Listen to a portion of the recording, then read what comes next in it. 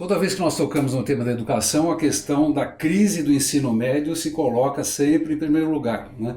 A gente, primeiro ponto, tem que entender que o ensino médio é resultado de um processo e muitas coisas, muitas falhas, muitos déficits, muitas coisas que se deixam de fazer ao longo da trajetória educacional de um jovem acabam aparecendo e muitas vezes aparece exatamente no final da educação básica, quando essa meninada atinge os seus 15, 16, 17, 18 anos, final do ensino médio. Então o ensino médio precisa ser mesmo enfrentado, como todas as etapas anteriores da educação básica também precisam ser enfrentadas.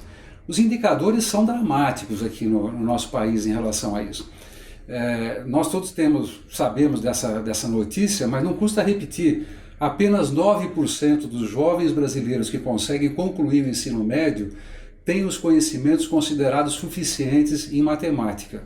E apenas 26% desses jovens que concluem o ensino médio têm o conhecimento elementar de língua portuguesa. Então veja que o processo educacional do nosso país ele tem sido um processo, lamentavelmente, de exclusão, embora é importante registrar que haja muitos avanços que também precisam ser lembrados, e eu vou lembrar deles daqui a pouquinho. Eu queria, ao falar dessas estatísticas, mostrar uma coisa mais grave ainda, né? Se apenas 9% dos jovens que concluem o ensino médio têm conhecimentos em matemática, os jovens mais pobres, que são provenientes de famílias cujo nível socioeconômico é mais pobre, é mais baixo, né? Apenas 3% têm os conhecimentos em matemática. Então, além de ser excludente, é um processo de exclusão muito desigual, martirizando, né, prejudicando, criando obstáculos praticamente intransponíveis, principalmente para a população mais pobre, que é aquela que mais depende da educação, que mais depende da educação pública. Então, isso é algo importante. Vira e mexe, né, aparecem os salvadores da pátria, né?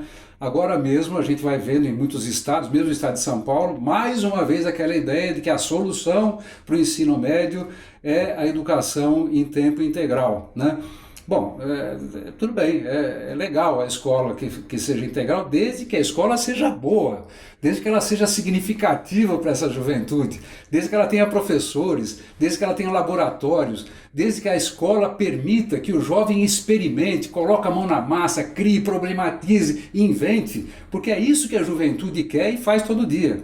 Uma escola em tempo integral que seja a mesma escola chata, não significativa, não relevante para a juventude, vai se transformar num colégio interno e essa molecada vai ficar olhando para a rua dizendo, pô, a rua é meu lugar e não a escola, né? E há uma coisa mais grave ainda, às vezes você forçar, sobretudo que as populações mais pobres, né, com mais dificuldades, tenham necessariamente que frequentar escolas em tempo integral, isso às vezes é desconhecer as condições de muitos jovens brasileiros que têm outras atividades no outro turno em que eles não estudam, né? Ou trabalham durante o dia, estudam à noite, ou trabalham à tarde ou de manhã e estudam no período reverso. Mas muitos deles desenvolvem essas atividades, alguns dos quais contribuem economicamente e contribuem com o próprio funcionamento das suas famílias. Bom, o que eu quero aqui dizer, e acho que os educadores brasileiros todos sabem disso, não adianta falar em escola em tempo integral sem falar em educação integral. Isso é o mais importante. A educação de jovens e a educação em todas as etapas e todos os níveis, ela exige uma proposta educacional coerente, né, que tenha reunindo objetivos e meios para realizá-los, professores, laboratórios, equipamentos, enfim, e mais investimento na área da educação. Para que vocês tenham uma ideia, né, enquanto os países da OCDE, que são os países mais ricos do mundo, né, a média anual de investimentos para a formação de um jovem no ensino médio, anos finais do ensino fundamental aqui do Brasil, é aproximadamente $10.300. Aqui no Brasil, os investimentos anuais aluno-ano para essa mesma faixa de juventude está menos da metade, são $3.800, quer dizer, e é dólar com valor de paridade. Então, precisamos investir mais. A ideia de escola em tempo integral, ela requer uma proposta educacional de educação integral que permita essa juventude fazer o que algumas escolas brasileiras públicas têm feito com qualidade. Vai ver o que está acontecendo. né, nas escolas mantidas pelos institutos federais de educação.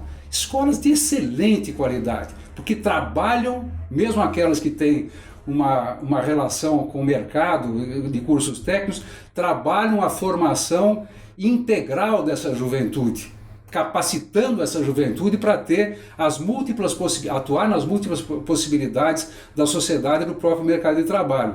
E mesmo outras escolas. Pernambuco hoje é um paradigma em matéria de qualidade de educação, ensino médio no Brasil. Porque nas escolas em tempo integral que são mantidas pelo governo do estado de Pernambuco, nós temos ali um projeto de educação integral, onde o protagonismo da juventude, o respeito aos seus interesses efetivos, o trabalho colaborativo de autoria entre os próprios jovens e as suas diferentes conexões com a própria comunidade em que eles vivem, faz com que a escola seja significativa, de boa qualidade, o aprendizado aconteça e se faz a educação como tem que fazer.